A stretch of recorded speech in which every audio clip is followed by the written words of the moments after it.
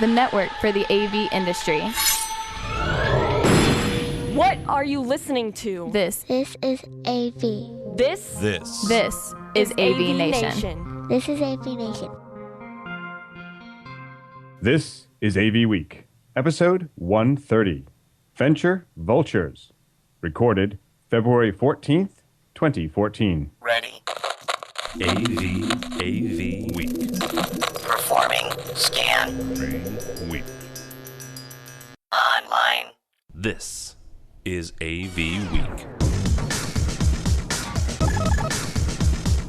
AV Week. And welcome to another AV Week. We are live. My name is George Tucker. I'll be your host today. Tim is otherwise occupied. Joining me today are two fabulous guests that I've been meaning to talk to for a good long time. First off, meet Christopher Jayne. He is the founder and CTO of Mersive. Good afternoon, sir. How are you? Good. Thanks for having me on. All right. And also is actually a longtime friend, Daniel Kippycash. I call him Kippy, but he is CEO and co-founder of the Da Vinci Group. Welcome, Daniel. Hi, thanks for having me on the show. Yeah. It's good to see you again. Absolutely. It's been a while. It's been a good while. Well, all right, let's start this off. There are a number of articles that we've been looking at this week, and the first one is something dear to my heart. We just had the whole thing about going after, I don't know if you guys saw this, Fight Back Day, where we wanted to say that the net neutrality should be real and the spying should not happen. Sorry. I signed that petition, absolutely. Yeah. But I think this is actually related. The ISP lobby has already won limits on public broadband. This is from Ars Technica, our good friends at Ars Technica. So I'm going to start this one off to you, Daniel. So the Mersive and not Mersive, sorry. The ISP guys have said that they want to limit public Wi-Fi, public internet. Is it really bad for business if a place like, say, Philadelphia gives its citizens free internet access? Well, no, I don't think it's a negative. I think it's a positive that should be done, because there are, in reality, a lot of people that can't afford that monthly, or they might be in a situation where they can't have their own direct feed or line from the providers. I think the reason most of them are cutting it back is because, budgets, but secondly, I think the service providers want more money. They're seeing that, the more they can get on subscriptions, and the more they can actually keep billing people for higher bandwidth usage. It's all on a spreadsheet. I think it's a shame. They did it here in Riverside, California. They had a decent network, and they just announced they're going to take the whole thing out and not have any more, free Wi-Fi. And I think it's a shame, quite honestly. Well, Chris, I'll point this to you. So Daniel makes the point that it's a shame and that people really liked it, and that those without the ability to really afford some of the higher level broadband tools, the question really then comes down to, is internet access a right or a privilege? Yeah, no, I agree with you. I think the underlying debate really is more about, is it is this common infrastructure, or is it technology that's leveraged in the unmuted? Is that right? Yeah, well, but I can hear you. So, okay, great. Yeah, no, I'm thinking that it's a public infrastructure debate versus technology development in the capitalist sort of realm, where things get created for capitalist reasons. I think for I kind of fall down on the side of it's public infrastructure, and I think that's important. But if you want to be completely mercenary about it, if you look at how hotspots are deployed around the world, you probably could make the argument that commerce happens in more places when there's Wi-Fi coverage. So I don't think it's necessarily a welfare program. It's about creating an ecosystem for commerce. Dan, I'm going to put this to you, though. The article makes a point where some of the people arguing against it say it's anti-competitive to business. It sort of makes it a municipal monopoly. Is there any really valid validity to that? Well, I think there's a slight validity to that, but it's one of those things where you can really debate it on both sides very well. But I think it comes down to, their defense of that is, well, business. Well, businesses are going to have their own provider anyway. The businesses aren't using this. The ones that might use it, might be, for example, here in Riverside, they've got a little downtown area. It might be someone who has a little cart outside that can't afford to pay Verizon their data rates, but they could swipe a Square credit card using the Wi-Fi. So that kind of business, I could see using it, and it'd be a helpful thing. But them falling back on it being an infrastructure that businesses are going to use and take advantage of, I just can't see that. I think this is all still about just money, in my opinion. Maybe you have to tax it. I mean, maybe if it's going to be public infrastructure that helps business, maybe there's a surcharge or something that gets spread out a bit. The cities would like that, and that would make sense. It's a middle ground where there's some revenue, and I think that's a nice idea, actually. Well, I have to just say I had a funny personal experience with this when I was at the University of Kentucky, because I joined that university as part of a networking and visualization team that came in from all over the country, and the very first thing we were asked is, what can you do for folks in Eastern Kentucky that have no technology, access to technology that you have in, say, downtown Lexington, Kentucky? And what we came up with was, why don't we just use the UHF broadcast channel from the TV to send broadband to Eastern Kentucky? And you can probably guess what happened. There was a lot of local support and almost no support at the federal level, because we were trying to usurp Verizon and folks that were out there building antennas. So the same thing happened 10 years ago. It's playing out bigger now for sure. The little voice versus the mammoth voice with millions of dollars of lobbyists in Washington was squashy on that one. Right. Yeah. I guess the question is, and I'll open this to both of you, is there a way we can make this happen? Is there a way to make both business and the municipal internet, we'll call it, workable? Do we go to our governors? Do we go to our statespeople? I mean, what do we do to make this happen so that both are happy?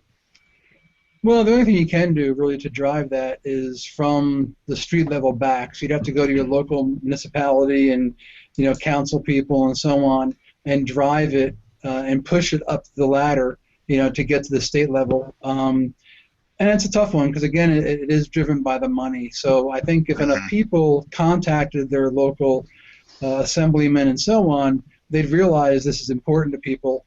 But the way we see things now quite often is, unless people are screaming and making an issue of it, as it goes further up, they just kind of, push it off to the side. Where's the money coming from? Where's it go? But I like, the idea that even if you taxed it a little bit, that would give some reason for the town or cities to say, well, it's not being fully burdened on us, and it comes down to that. But it's a tough one, because as soon as you start just trying to make a change without a grassroots effort, it's a very difficult machine trying to fight the politics and the lobbyists, even on something like this. But I think it would be nice, because there are a lot of people that would benefit from having the Wi-Fi. But seriously, I mean, some poor person working in a restaurant making under minimum wage and tips, they can't afford the data plans on the cell side, but they might have a device where, at least if they had some Wi-Fi access, they could use it. And I think everyone just kind of steps aside that there are people out there that can't afford $29 to $89 a month at home, or adding that $39 package to your Verizon or T-Mobile. Those things all add up. Yeah, I do think you have to try to figure out a way to monetize at the municipal level if you're going to do that. I mean, I think the spirit of what they want to do is great, but you have to at least explore how you would incentivize it in some way, so the municipal governments have a reason to fight for it, other than sort of more esoteric reasons, like things that we would actually love, like everyone's more educated, you can get access to online education easy and things like that without your $30 a month fixed fee. All right, well, let's move on to something that's probably just as important that we've been fighting for. It is coding. The Year of the Code. This is from our friends over in Europe. The Year of the Code is a PR fiasco. All right, well, the article's about a fiasco in implementing getting every student in high school and college to learn code. But this is something we've been talking about for a while, getting people to learn code. They've been calling it the new literacy. I'll throw this to you, Christopher. Is it the new literacy? And what can we do to bring not just the young kids, but us, our guys, our compatriots, up to learning at least some kind of code to make them empowered to do things on the web? Yeah, that's super important, I think, and it's obviously something I find really interesting coming out of academics and teaching computer science. So, I mean, if you look at the industries of the world, almost all of them now have somehow run smack dab into software. So if you want to be an archaeologist, or you want to be a construction manager, or you want to do anything these days, I think you have to be well aware at least, or if you want to manage any of those processes, you have to at least understand how software impacts your industry. And to understand that, you've got to at least have dabbled in writing code. That would be like saying, hey, I want to understand cooking, but I don't want to ever learn how to read a recipe. I think it's really important, obviously, and I'm kind of saddened by the bad press that the Year of Code initiative has gotten. I knew some of the early efforts from the British Academy that were pushing that. I think probably where they fell down the most is where they kind of focused on the coding without context. So that's a pet peeve of mine. Teaching how to write code or develop a computer program without understanding the heritage of how it came to be, or why it's important, or how machines interpret that code, I think it's a dangerous path. Like they're handing out Raspberry Pis and saying write some code. That may not get you where you want to be. And I was kind of surprised. I mean, that's a country that gave us Alan Turing and Babbage and some very, very famous, interesting characters in the history of computer science. If you look at the curriculum they're using, it's really about the tactics of writing a script. Dan, our clients are becoming more and more intelligent about what kind of systems we're putting in. They know the specs, they understand them a little bit more, yet this part of it is still the mystery. Is it beneficial to have our higher-end clients understand how that process works? I think so. I think any kind of, again, knowledge is power.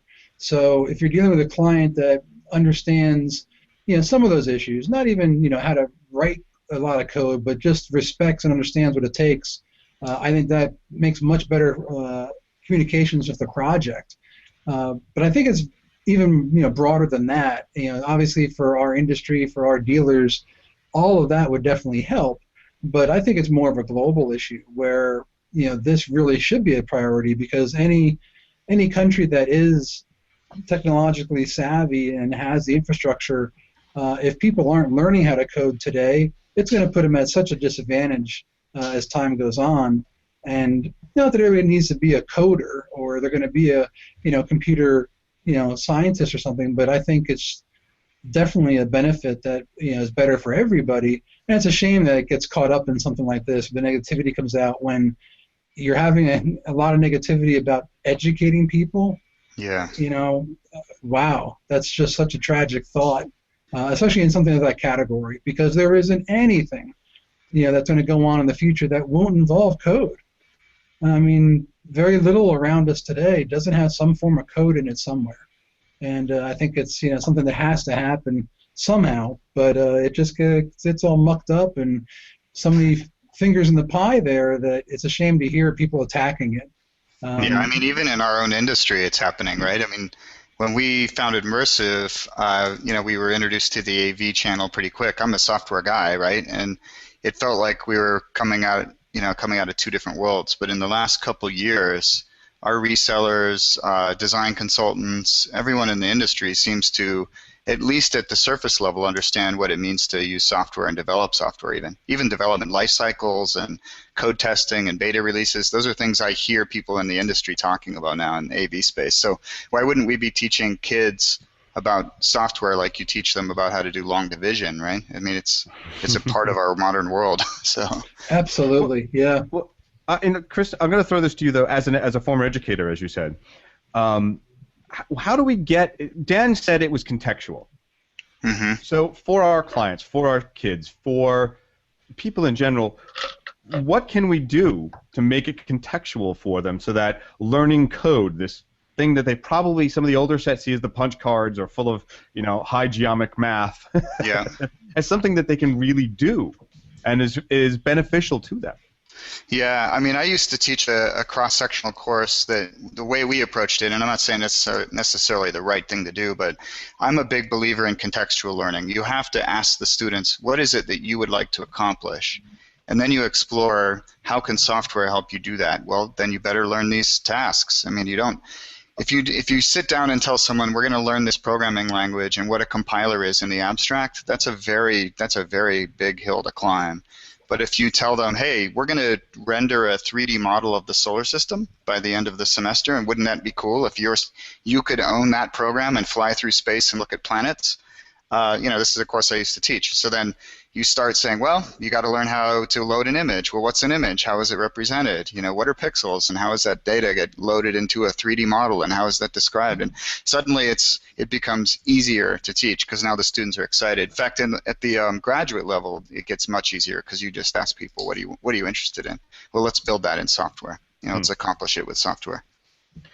Dan, I'll put this to you as a final note on this. Do all of your staff know how to code in some way? No, absolutely not. And here's why. As we started our company, the Da Vinci Group, we're primarily a speaker company. But my whole background is control and software. So we had an entire initiative of developing a control platform and system that was going to do some unique things and hit a market segment that I thought wasn't being addressed. And in the last year, watching what's been going on in the control space that we're in, as well as broader with Google and others, we just saw such a dynamic change that unless you're ready to commit and have a building full of software engineers, you're stepping into the wrong arena. So we actually just shelved the whole initiative and just sticking to audio. The guys that we do have understand code for like DSP and different algorithms for that, but not so much as far as developing a routine or programming for automation or things like that. We just saw, it seems as if this area is moving so quickly that we realized it's not our best interest to invest all of our R&D money in that path. So oddly enough, I'm like a duck out of water here. I'm around a bunch of audio tweaky speaker guys, and I'm the software code guy. But I'm happy with that because it's the best thing for us long term. I think the market's going to see tremendous shift, in that area as far as the tech and automation. Well, and here's my question to that, because I was listening to something called New Tech City. It's a WNYC, which is an NPR radio station here in New York. And the New Tech City host had never programmed. She writes lots of articles. She does lots of radio broadcasts about tech, but she had never actually entered into doing code. So she went into this immersive 3-day, we're going to teach you how to code by the end. And I believe they were using Java. Okay. And she said, well, you guys just make up something that you think you have a need for. And her was keeping track of where her kids were. And that's the same thing I was thinking of with maybe guys like from your company. Is there something that pure tweaker head audio guys could really get from saying, I can make an app, I know how to make the app, and that would solve a problem of, saying, doing a calculation or getting something of that nature out in the open so that they could share it? Oh, sure. I mean, that definitely could play into it. The guys we have, they could do that. I mean, they would just sit down and over a couple of days immerse themselves into it and learn what they need to do to write it. So the ability's there. It's just a necessity, or for some, if it's a corporation, ROI. If you're going to do it, are you going to make any money on it? For the individual, is it a personal passion? Is it a money-making venture? But I think anybody that's involved in software is out of their mind not to broaden their horizons and learn different things. I remember, after I left Crestron, one of the things I worked on was a system that heavily used Java. And everybody, boy, we're nuts, we're crazy, you're an idiot, no one wants to use that because it was so early. But we were saying, look at the power of the engine and things like that. So I think for anyone that does do software, they should always be looking out to learn more, whatever it might be, because in that world, they're always going to benefit from it.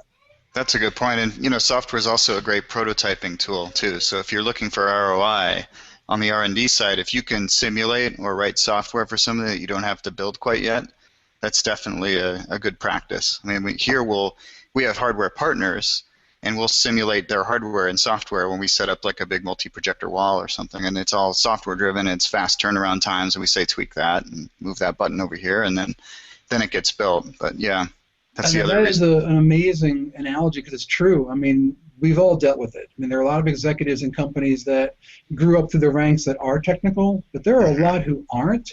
And when you try and give them a presentation in PowerPoint or on paper, their eyes glaze over. Where if you can actually have the ability to, as you're saying, prototype something, they say a picture's worth 1,000 words. Well, an actual app or working thing is worth 1,000,000 words. Yep. Yeah, and especially these days, there's prototyping languages that are so easy to use and easy to learn that you can, almost drag and drop and build your own applications. So. Yeah, absolutely. Well, on the heels of that, another article we have is our friends at Google are introducing not Chromecast, but something they're calling ChromeBox. This is from TechCrunch News. With Chromebooks a success, and I guess they mean Chromecast, Google adds focus on Chromeboxes. Now, this is something that's entering into our world. This is for digital signage. Mm-hmm. And my suspicion is that this is going beyond digital signage. This is your replacement box. Dan, I'm going to start with you. What do you see this becoming? Is this something that we need to really worry about in the AV world, or is this just another adjunct, or is this something actually that Time Warner and Comcast have to worry about, and that's why they're merging? Well, I think in some ways, yes to all the above.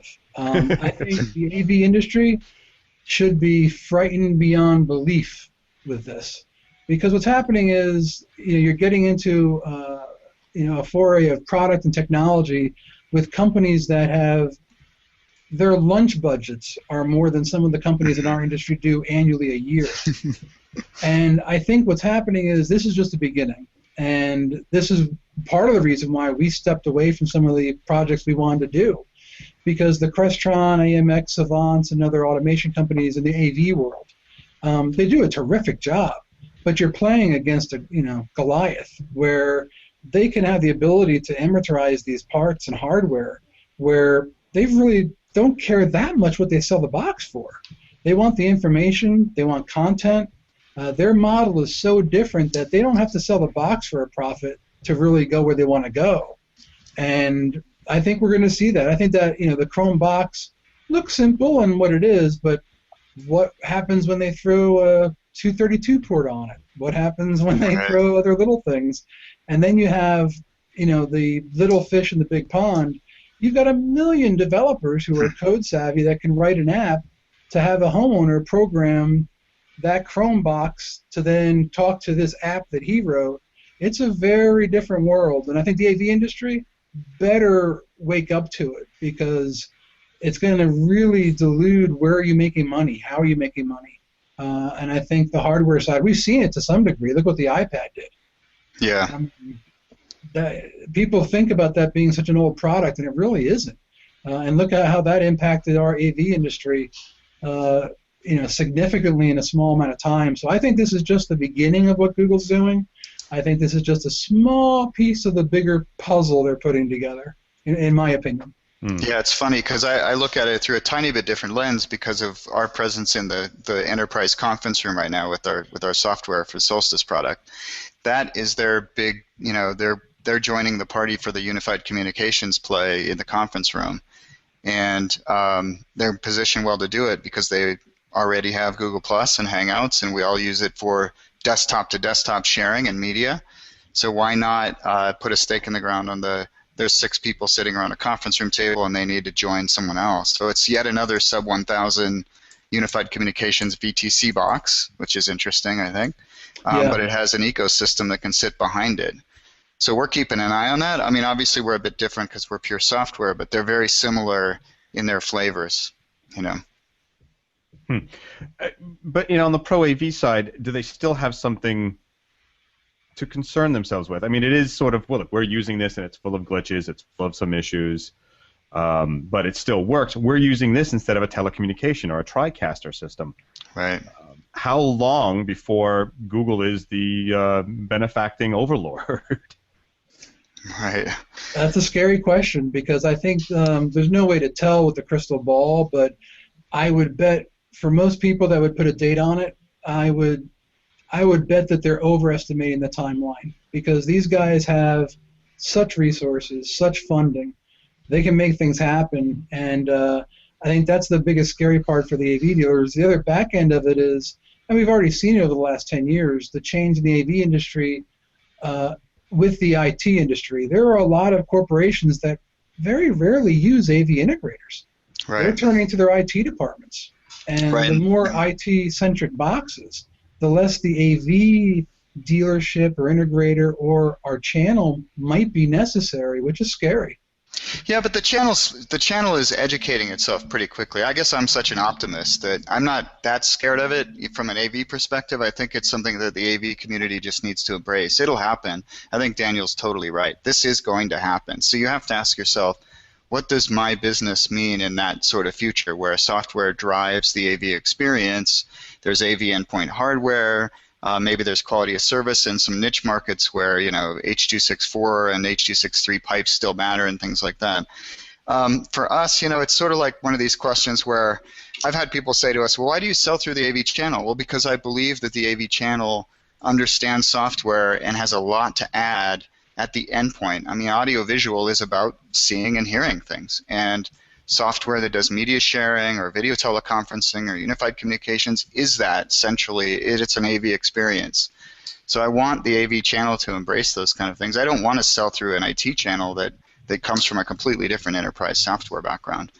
The challenge is, it's funny though, because we'll go into a deal and there'll be the IT guys are now making the purchase decisions, and we're selling through the AV channel. So our AV integrators and resellers have to get up to speed so that they're able to communicate to the IT team and say, here's how this will impact your network, here are the software distribution issues, here's the upgrade paths and things like that. So, but I've seen it, it's happening. Our channel's coming up to speed pretty quick. Yeah, the channel's definitely doing a good job of understanding it and then understanding how to manipulate and play with it. And it's a tough one because how do you convey the message? Because where I feel some things are getting overlooked is IT guys can definitely do this. Mm-hmm. But there is a certain element of education and expertise that the AV integrator brings to make it a better product, the overall experience better. And I think we're kind of getting, not so much shoved out of the way, but overlooked a little bit as to what that value is. Mm-hmm. And it's a challenge. It really is. Yeah, it's sort of like the difference between software replacing AV or AV becoming software. And the AV becomes software is a very exciting future for everyone, I think, because it's just leveraging software capabilities to do what we already do and leverage our current expertise rather than step aside and let the IT guys take over. And I'm seeing more of the AV is embracing software in the last even 18 months than I've ever seen before. Yeah, no, I agree. Absolutely. I think everyone understands it. And a big part of that is education, because if we go back 5-7 years ago, one of the problems our industry had was a little bit out of kilter on, earning potential value and running a business, where back then the software guys, you had guys making 75, 100, 150,000. Yeah. And from a business standpoint, those numbers and the economics don't work.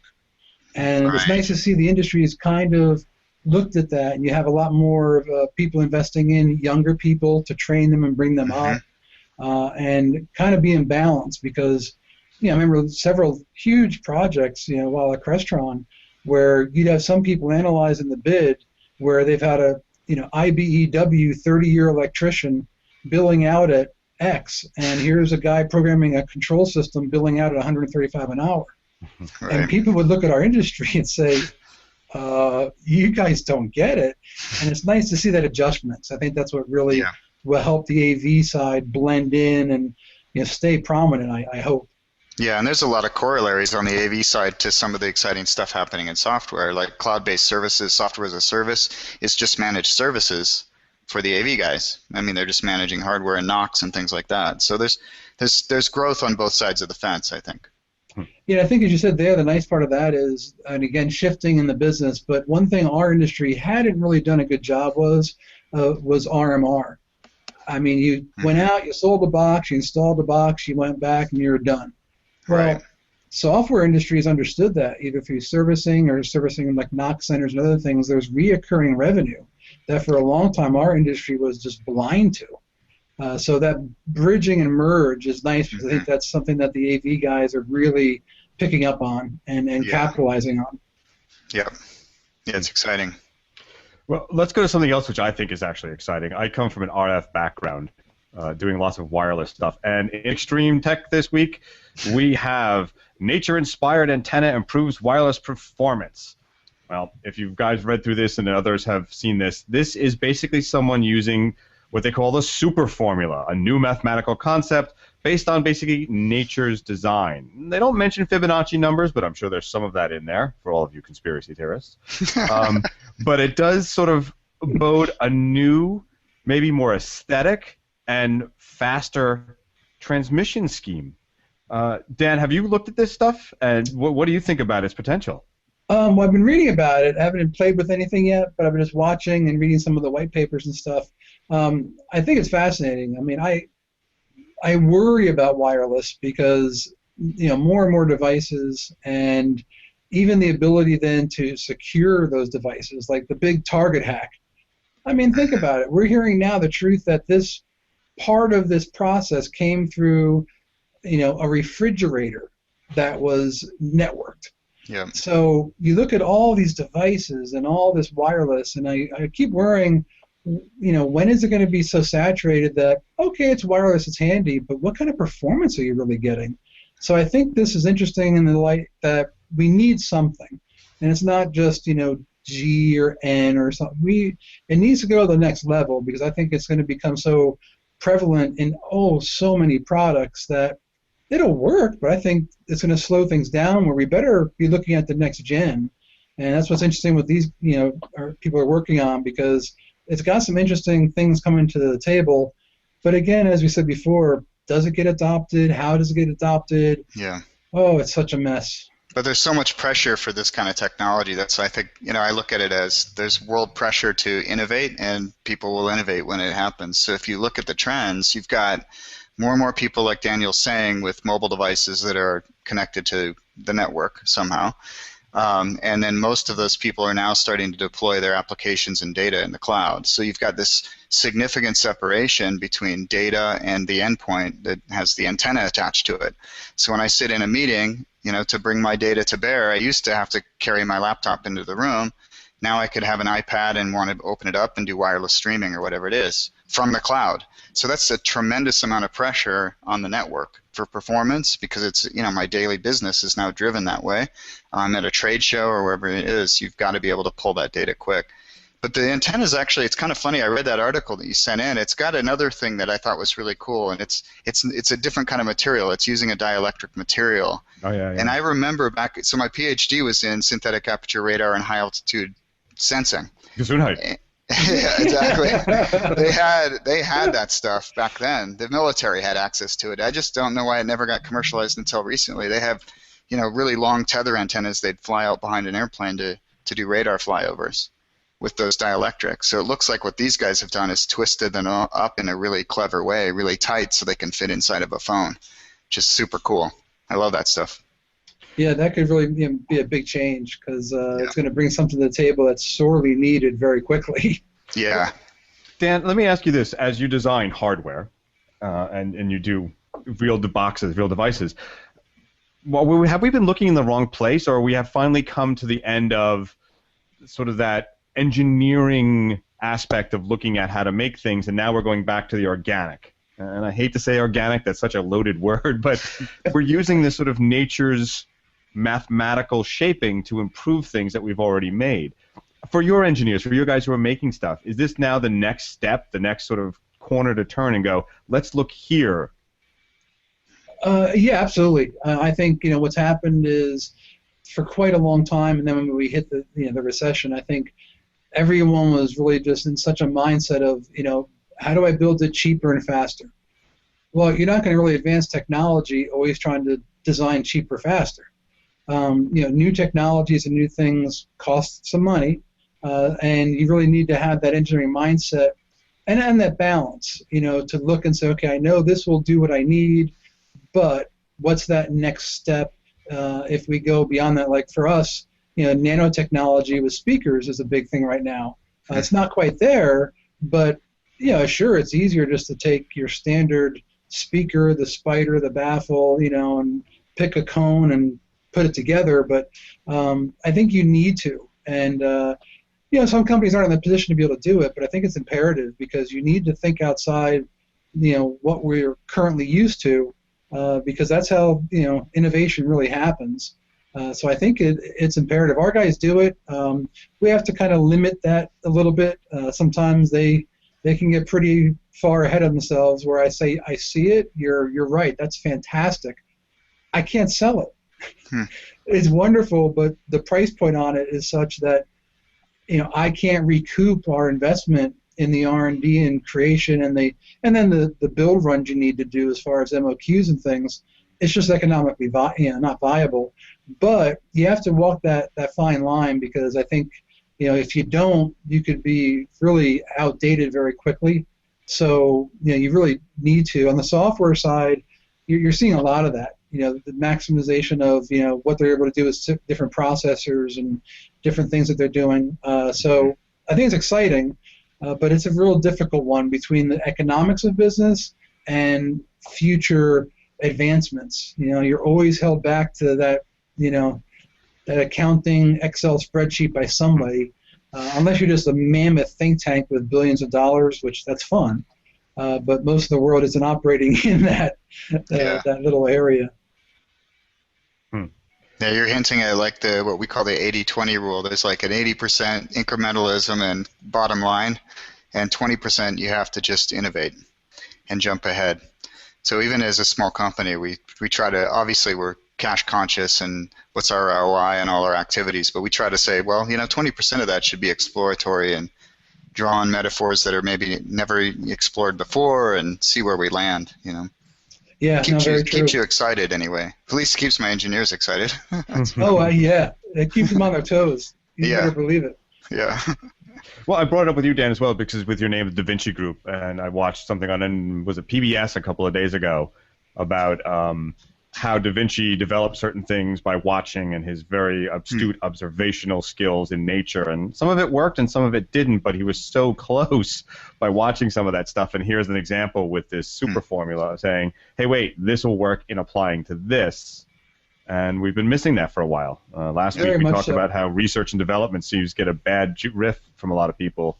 And when you come to budget time and you're like, well, the government's spending money on this. And, well, yeah, but 20 years down the road, suddenly you're going to have a product or something that improves lives or saves lives that came out of it.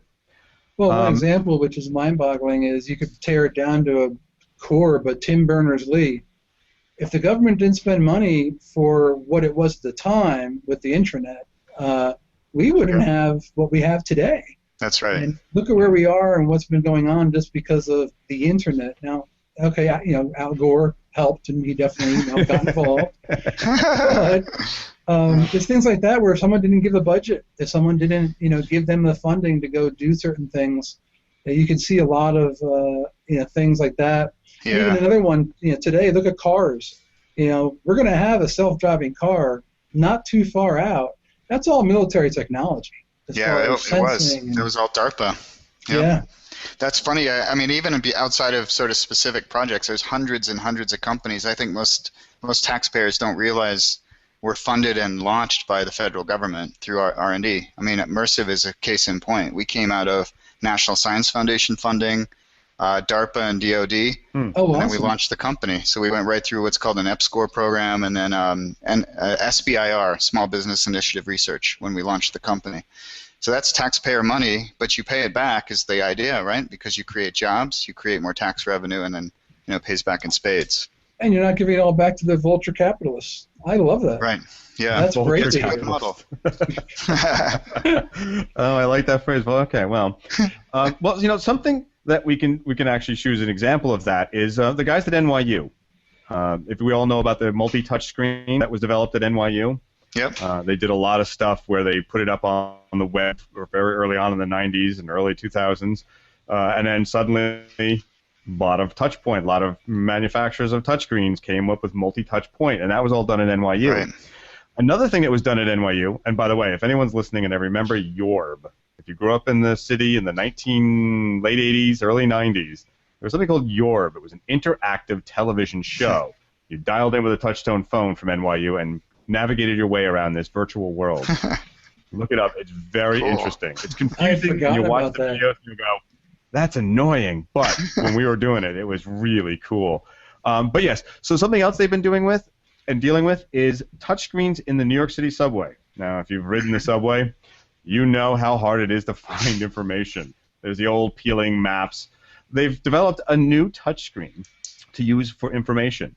And what fascinates me about this, and I want to talk to you guys about, is one, the tech acceptance by passengers. So there's an age difference, and there's a difference of thought process of finding information. And also the process for making a touchscreen work in such an environment. Chris, I'm going to go to you. Yeah. You read through this thing. Yep. It was quite a feat for them to make this work. Oh, it's amazing. I mean, there's a couple things I see right away here, and I get really excited because what got me even to start the company Mersive was that I realized displays should be shared infrastructure. That was sort of our mantra.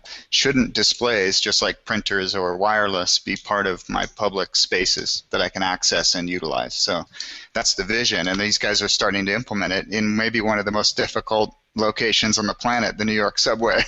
So, I mean, the challenges are huge. They're using a touch technology, though, that's specifically designed for digital signage in rough environments. So, it's not a subtle little tap you do, I think. You have to tap it pretty hard. In fact, I've got a 3M touchscreen right behind me back over there somewhere.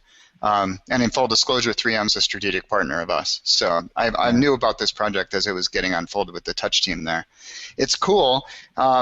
I think probably what has to happen, though, on the usability side, you need to have it out for at least a year before you see what the sustainability model looks like, and whether or not they're targets of graffiti and things like that, or they end up getting hacked by some really great, clever hackers, or you never know, right? Well, I think those are issues. Zombies. Yeah. Yeah, those are big issues, though. I mean, the touchscreen technology itself will allow you have to hit pretty hard, but it's for a reason. It's that, it does the embedded wave sensing on each edge. I don't know. I've been told that is super robust to tough environments. You can kick it and punch it and things like that. But I don't know if they've had it in trials long enough to know in a year what those will look like or how they interact. And I asked the question to you again because the article concentrated a lot on people in the subway not really knowing what it is. They thought it probably was digital signage, if anything. Right. But they really wouldn't approach it until someone came up to it. And this fascinates me because of the years of working for Crestron and doing trade shows and doing trade shows for my current company, you have to engage them and you have to have these people using it as theater, basically. Yeah, but George, the reason I read that and thought, the reason that is we've lived in the wrong metaphor for displays for so long. And then if I'm sitting in a Starbucks or I'm at the airport waiting for my flight and I'm surrounded by trillions of pixels of different displays, right? I have no access to those. So I'm sitting in an environment where I'm being taught all the time that displays spray things at me, and I'm not allowed to interact with those displays. Now the generation below me is probably going to be quite a bit different, but that's part of the reason we developed the software we did. Is I don't believe that should be the case. When I walk into a conference room, I should be able to sit down and use the display without having to claim ownership of it by grabbing a video cable, for example, right? So I think what you're seeing is people in the subway wandering by a display are going to assume it's the old model, that it's spraying something at you. You're not supposed to interact with it. That'll take some time to get adopted for sure. Yeah, that just takes time in that environment. Boy, that's a real test bed. That's for sure. Yeah. Yeah. Well, and I find it fascinating because we're so used to ATMs. We're so used to our iPad, touch tablets, that kind of stuff. Yeah. But even with that, the majority of people, there's a percent of people who haven't even touched an ATM touchscreen. Right. And even then, that functionality is not quite what they've seen. And I think it was a reality check for me going, well, of course you would try to expand it, and of course you would try to pinpoint something, and then you go, wait, my 8-year-old might know how to do that, but I wonder if my mother would. Right. She might just see it and go, point, why is George, it changing?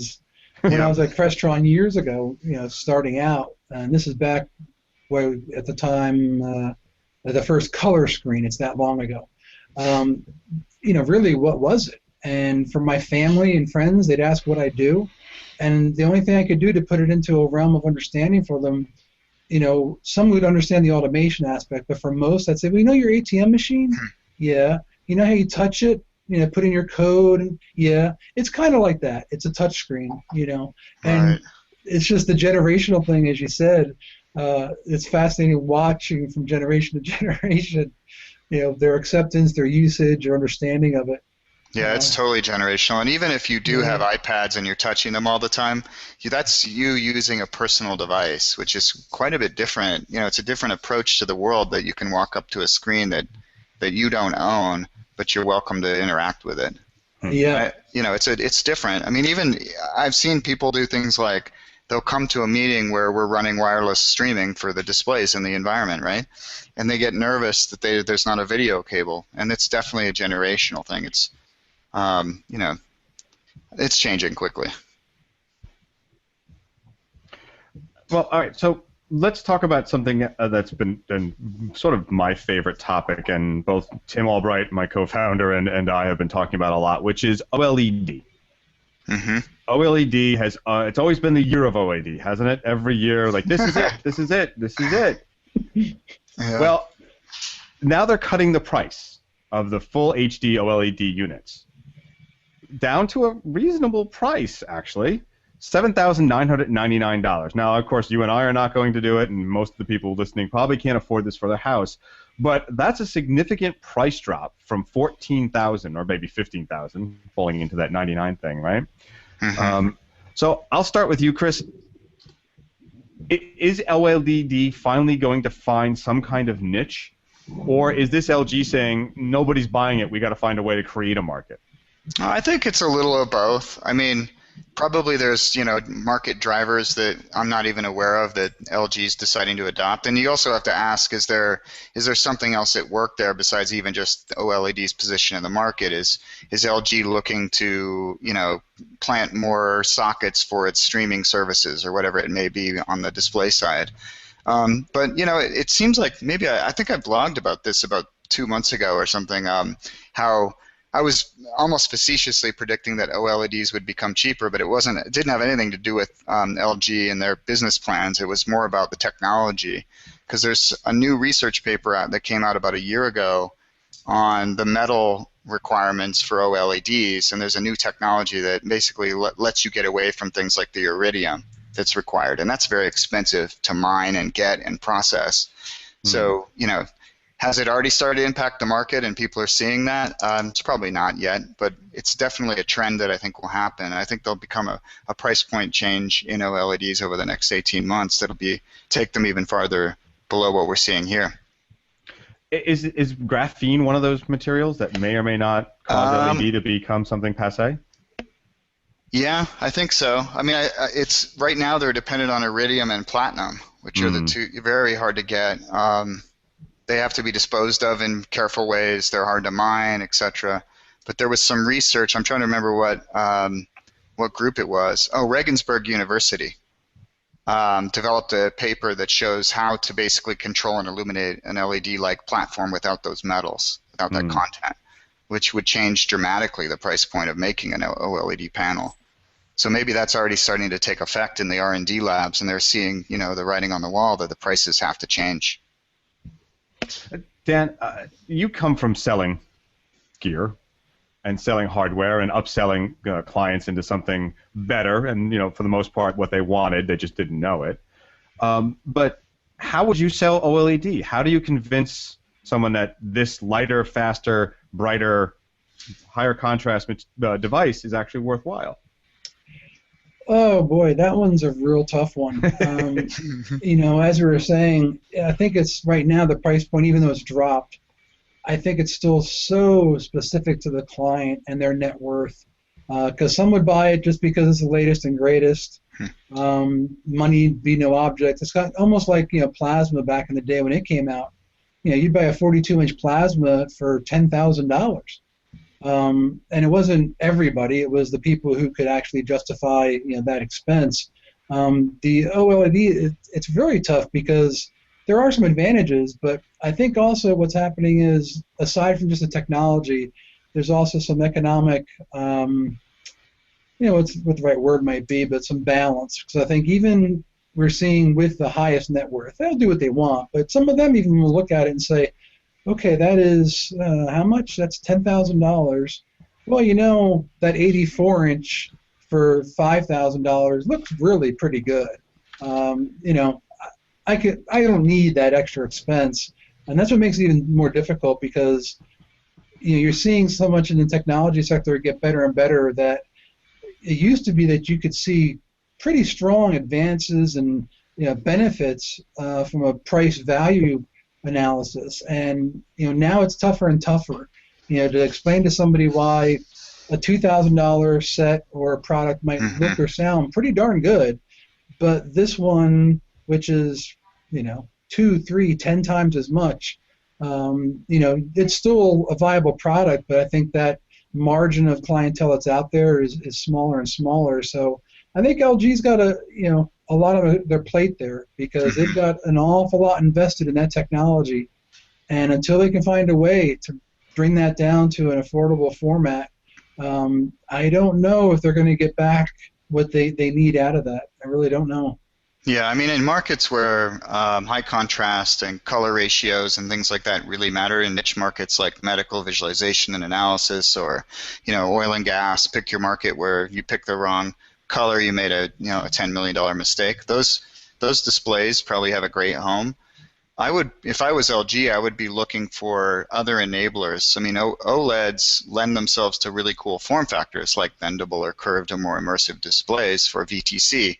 If it was me, I would be bundling that up with that kind of technology and saying, where does that matter to people, that they feel more immersed in the imagery, like in a teleconferencing session or something, and then trying to push it into those markets for those reasons, and not necessarily the fact that it's higher contrast, because that's a tough sell, I think.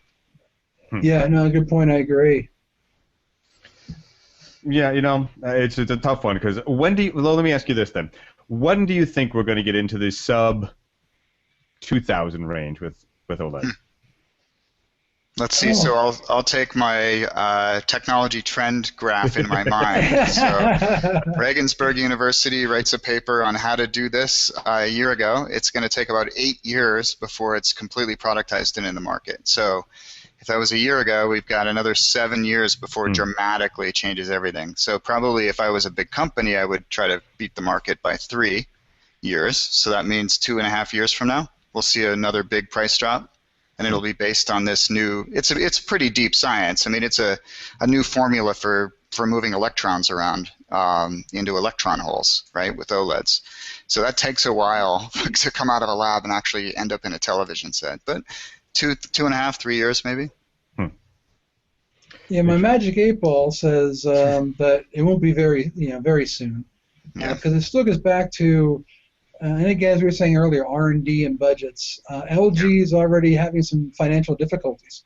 So at some point, you're going to have upper management looking at what they're working on, the R&D budget, the sales cycle, and either reinvest more, or you never know. They might just say it might be slower because the financial draw on the company. It's a very tough one, because that's a lot of money, a lot of investment in the R&D side of it, and manufacturing. I mean, no one thinks about that. One thing to invent it, it's another thing to manufacture it in volume. Right. That brings up actually one of our last topics today, which is when we talk about R&D, Draper is something that I don't think anyone expected them to do. And at this last couple of days at, I think it was ISE, they released a whole new set of screens, actually engineered and designed to be specially and specifically tuned, excuse me the word, for projection. I thought we were done with what we needed to know about screen technology. I think a lot of people were. Dan, I'm going to throw this to you. Do we need a new screen or screens? Well, I mean, with what they're saying they've done, I would say the answer would be yes. How critical or how much market share that will get, that's questionable, because I think we've seen the screen, technology and materials really grow and improve to a point where lot of great-looking screens that do a really nice job with light containment and color saturation and stuff. It gets back to the same old thing. How much different or how much better is this? And, again, that valuation of, is it much more money or not? Will it upset the standard guard as it is, or will it just be an upper-end, high-end selection? Not having seen it, I really can't say, but I'm with what you're saying, George. I thought that we kind of reached the pinnacle of, okay, it can't get much better, but, never count out engineering that, if they found something that, really surprised them, it very well could be, but then it'll just be a matter of, how quickly, how much money, and how quickly dealers would adapt it. Yeah. Well, Yeah, Chris, I mean, we definitely have reached a point of diminishing returns, I think. I hate to be a naysayer, but I'm just trying to picture a typical customer that's looking at one screen versus another. How much better can it be versus the price change for the new technology? I mean, ultimately you go back to how many, what's the field of view and what's the response function of that screen when I illuminate it with light. And the physics of that's completely understood. I mean, it's been understood for centuries, and now the manufacturing side and the distribution side and the chemistry has been worked out so that you can build them cheaply and effectively. And I don't know. I guess I would have to take a close look at it to really make a careful judgment. But maybe it'll be value in the high end. Yeah, well, now again, this is through only dealer channels and specific dealer people that can get these and sell these. And I'm wondering, like, for very specific environments, very high gain, very public access, public spaces, NASA probably, and the government and stuff like that, this would do really well. But I'm also tweaked that there's new things to be found out about projection screens and new ways to do it that may improve it. Now, I've seen some video which shows the difference between, say, a wall and the screen, so putting just a corner or a patch of the screen in to show it. It seems to be a remarkable increase in visibility and brightness and gain and all that. I like that we still have a new market for projection screens. And I got to ask, actually, again, I'm not a projection guy. I deal with it in the world of live staging that I deal with, but at home, I'm not really a projection guy. I'll throw that to you, Dan.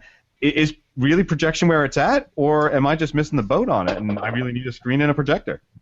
Well, it depends on the application. I think one of the biggest limitations that they've had in the projection world has been the introduction of all the larger screen flat panels.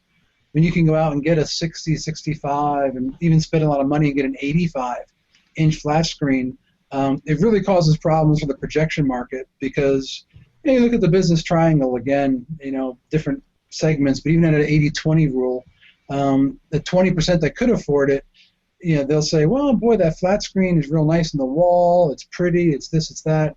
But the one thing that projection just can't overcome is ambient light. And that's a big issue where people would love to have these theaters and projectors and big screens, and when they can control the light to the point where it really needs to be, that's wonderful. But, in everyday life, not everyone can have a dedicated home theater room in their house. They'll have a family room or something. And it gets tough because it's hard to keep those lights as low as you need it all the time. I think that's the biggest challenge they've had with projection once the panels started getting past 40, 45 inches. I think that's really hurt them. Yeah, I have my own bias there a little bit because the equations sort of change quickly if you can gang multiple projectors together. And so that's one of the products we do. And if you look at Delta WX wall, that's 6 HD projectors blended together seamlessly. So you get at least 6 times the amount of brightness and 6 times the amount of pixels out of those engines. So that, at least if you're doing the cost-benefit analysis there, suddenly you jump up a couple notches. Ambient light rejection, though, is always a challenge. It'll always be a challenge. But if you're looking for if you're doing command and control in a big conference room and you could put 6 times HD against a wall and dim the lights a little bit and get it for less than 100K, why not, Yeah, projectors absolutely. are also, you got to also think, like, I get people asking me this a lot, like, well, so you guys have software that really helps projectors. Do projectors have a future, really, given all these, big, giant flat panels? And, one answer is the one I just gave, but sort of at a deeper level, if you think about it, well, what's the advantage of a projector? It's able to create an image where it doesn't reside, right? The engine for creating it doesn't have to be there. So, I've worked with some folks both in the art world and then in the technology space where they're projecting onto really interesting surfaces. We've all seen projection mapping and things like that at Infocom and ISE, and that's another advantage. And I've seen some early R&D work in the area of projected interfaces. So, situated computing, think of it as my desktop has something on it, and I want to have an interface that's relevant to that object. Well, why wouldn't I project it onto that object from a distance? Because I certainly can't bolt an OLED screen onto everything that I want to touch. Well, George, like in staging, an interesting one, a buddy of mine in Florida created a system that allows him to project onto a waterfall. Cool. And what he did was he created a whole trough system with the right diameter openings, but he also then used the water, but then put if it was an oil or something in the water, which allowed the actual image to have more of an impact on it. And that's where I see projection always having a good footing in a world, because you can do some really creative stuff. Yeah, and don't forget you can do, so if you build an OLED panel with pixel sizing and aspect, it's fixed because you have a big machine punching out the panel. With projectors, it's flexible. So we have some customers in the intelligence community that are interested in things like, the fact that I could have a high-resolution multi-projector wall, but I have a very high-resolution inset by just having two of the projectors much closer. So if I'm looking at a map, I want to move it over into the high-res area, and by default, physically, I have tighter pixels on the display surface. It's very hard to imagine building that with a traditional, flat panel technology. Yeah, I mean, talking about it, but we all remember the GE Teleria. Yes. The change in the oil film. And the big change from that, the Hughes light engine, the Volkswagen projector. Yes. The jet ski. It was about the size of a jet ski back then. Oh, boy. Makes you feel old very quickly. Yes, the truckers that I used to work with when I was at my first iteration of what's now called World Stage, but with Scharf Weisberg, the truckers called it the Huge. Because it was an enormous. I mean, we went from the 3-gun Sonys to this enormous single-gun light engine. The Huge. Oh, we got to move the Huge again? On that note, guys, we have actually chewed up an entire hour, and it didn't really feel like it. Oh, wow. I want to thank my guests for coming today. They have been. He's Christopher Jayne. He is the founder and CTO of Mersive. Christopher, where can people find more about your company and anything social that you guys put out? Just go to mersive.com. I run a blog called the Visualist blog, so that's just blog.mersive.com. You can follow me on Twitter. There's a link on the blog, too. So, yeah, check it out. Very cool. And, of course, my old friend Daniel Kippycash. He is the CEO and co-founder of DaVinci. Where can they find more about you, man? We're on, of course, the website is tdgaudio.com. And they can also just, on Facebook, again, tdgaudio.com, have its own site and page on Facebook there. But, also just watching all the news and blogs. We're just out there having a good time. We're all from this industry and, just love working with the dealers and getting involved where we get more feedback. So we just keep popping up everywhere we can. All right, well, we're certainly going to try to have you guys on again. It's been a lot. Great. It's been educational for me especially.